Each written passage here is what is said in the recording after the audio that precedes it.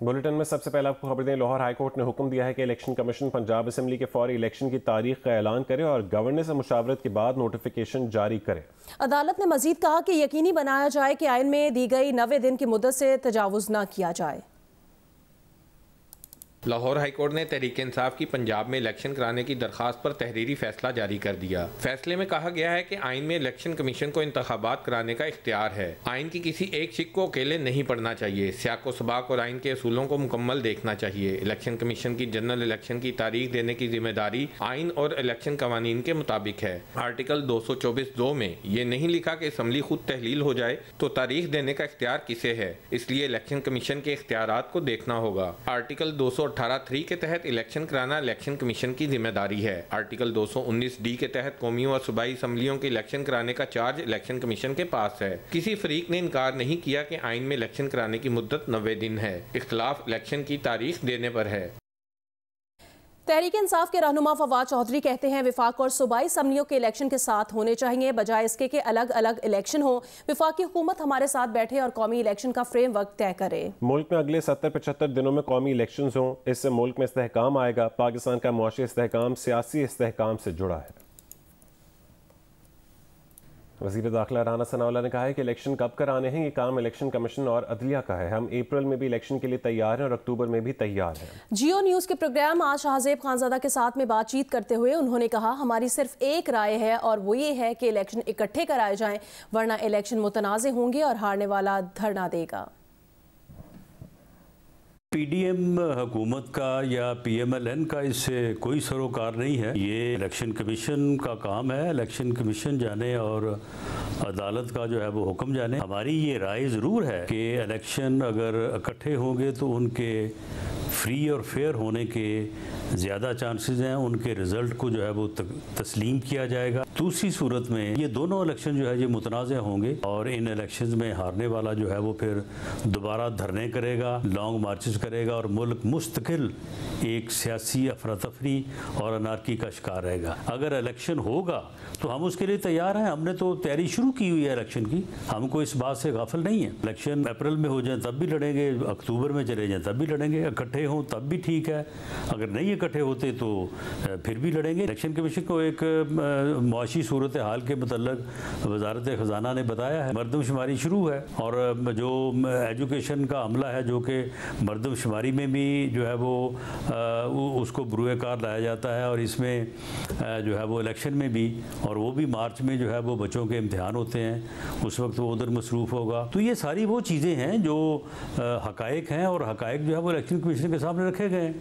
फैसला election commission ने करना है, उनमें रहते हुए या उनके साथ होते हुए जो हो सकता होगा वो बिल्कुल हुकूमत करेगी। इलेक्शन कमीशन में अहम इजलास सदर मुमलिकत के मुरासले के आइनी और कानूनी असरात, वजारत दाखिला की तरफ से अमन व अमान की ख़राब सूरत हाल से मुतालिक छुट्टी, फाइनेंस डिवीजन की तरफ से मुल्क में मुआशी सूरत हाल और इलेक्शन के इनेकाद के लिए मतलूबा फंड्स की अदम दस्तयाबी पर गौर किया गया। Chief election commissioner Sikandar Sultan Raja की ज़ेर सदारत इलेक्शन कमीशन के इजलास में सदर मुमलिकत के भेजे गए मुरासले पर गौर किया गया। सदर मुमलिकत के मुरासले के आइनी और कानूनी मुज़बरात पर गौर किया गया। इलेक्शन कमीशन की आइनी और कानूनी जिम्मेदारियों पर भी तफसीली गौर किया गया। इजलास में वजारत दाखिला की तरफ से अमन व अमान की ख़राब सूरत हाल से मुतालिक छुट्टी पर भी गौर किया गया। वजारत दाखिला की छुट्टी में दहशत गर्दी के खिलाफ जंग से मुतालिक बताया गया। वजारत दाखिला ने बताया सिक्योरिटी हालात के पेश नज़र पाक फ़ौज और सिविल आर्म फोर्सेस को स्टैटिक ड्यूटी के लिए मुहैया नहीं किया जा सकता। इलेक्शन कमीशन ने फाइनेंस डिवीजन की तरफ से मुल्क में मौशी सूरत हाल और इलेक्शन के इनेकाद के लिए मतलूबा फ़ंड्स की अदम दस्तयाबी पर गौर किया। फाइनेंस डिवीजन ने इलेक्शन कमीशन से फ़ंड्स की फराहमी की दरख्वास्त को मौखर करने का कहा। इजलास में चीफ सेक्रेटरी पंजाब और खैबर पख्तूनख्वा, IG पंजाब और खैबर पख्तूनख्वा की तरफ से पेश किए गए सिक्योरिटी खदशात और दीगर अवामिर पर गौर किया जो कि पुरअमन इंतखाबात के इनेकाद के लिए ज़रूरी है। शाम में तबाहकुन ज़लज़ले के 5वें रोज़ 6 साल के बच्चे समेत 4 अफराद को मलबे से जिंदा निकाल लिया गया।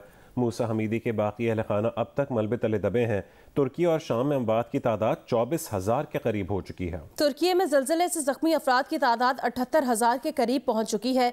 इमदाद से लदे अक़वाम मुत्तहिदा के 4 ट्रक शाम पहुँच गए। अक़वाम मुत्तहिदा का कहना है शाम में ज़लज़ले से 53 लाख अफराद बेघर हो चुके हैं। दोनों मुल्कों में 8,70,000 अफराद को खुराक की ज़रूरत है।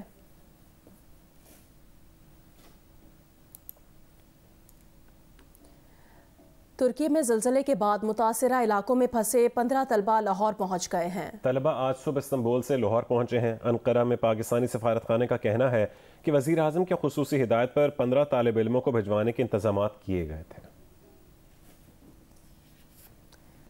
सहराए चोलिस्तान में 18वीं जीप रैली जारी है। मुकाबलों के दूसरे रोज़ की तफसीलात बताएंगे जी न्यूज़ के नुमाइंदे अमीन अब्बासी। जी, मैं इस वक्त सहराए चोलिस्तान के दिलवश स्टेडियम में मौजूद हूँ, जहाँ पर आज 18वीं चोलिस्तान डेजर्ट जीप रैली के दूसरी कैटेगरी यानी स्टॉक कैटेगरी के मुकाबलों का आगाज होने वाला है। और ऑर्गेनाइजर के मुताबिक स्टॉक कैटेगरी में 53 ड्राइवर ट्रैक पर रवाना होंगे आज।